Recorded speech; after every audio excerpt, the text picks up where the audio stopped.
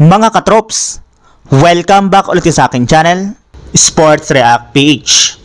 At ngayon nga ay pag-uusapan natin ang balitang gusto nga po ni D'Angelo Russell na lumipat si Stephen Curry sa Boston Celtics. Pag-uusapan na rin nga natin dito sa ating panibagong video ang balitang bagong player na kukunin pa ng Lakers ngayong offseason sa free agency.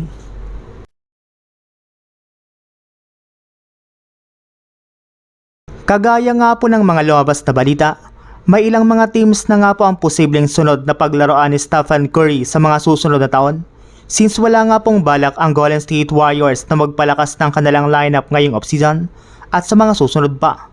Kasama na nga po sa mga koponan na maaari nga po nitong salihan ay ang San Antonio Spurs, Miami Heat at ang pinakahuli naman ay ang Boston Celtics na nakipag-usap na sa mismong front office ng Warriors para makuha ito sa isang blockbuster trade. Mayroon na lang naman nga pong natitirang isang taon si Stephen Curry sa kanyang kasalukuyang kontrata. At hanggat hindi pa nga po ito pumipirma ng bagong deal ay nananatili pa rin nga pong questionable ang kanyang future. Maging ang dating teammate nga po ni Stephen Curry na si D'Angelo Russell ay nagsabi na gusto nga daw po niyang makita itong maglaro sa Boston Celtics sa mga susunod na season.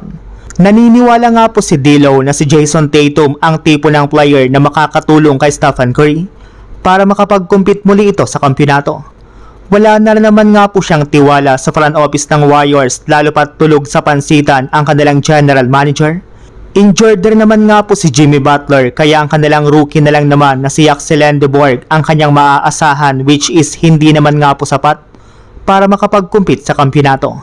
Samantala, punta naman tayo sa ating sunod na pag-uusapan sa balitang bagong player na kukunin pa ng Lakers ngayong offseason sa free agency.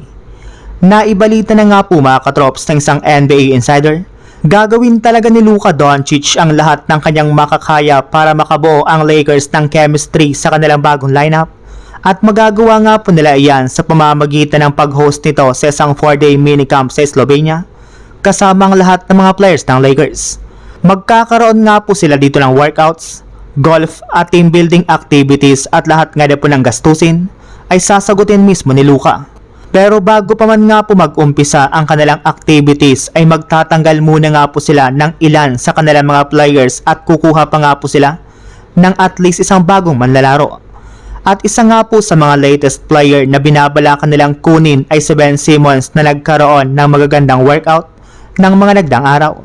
Sinusubukan na rin naman nga po nito na bumalik sa NBA since maayos na rin naman nga po ang kanyang pangangatawan at bumalik na rin naman ang confidence nito sa kanyang sarili, kaya maaari nga pong mapakinabangan siya ng Lakers sa darating na season.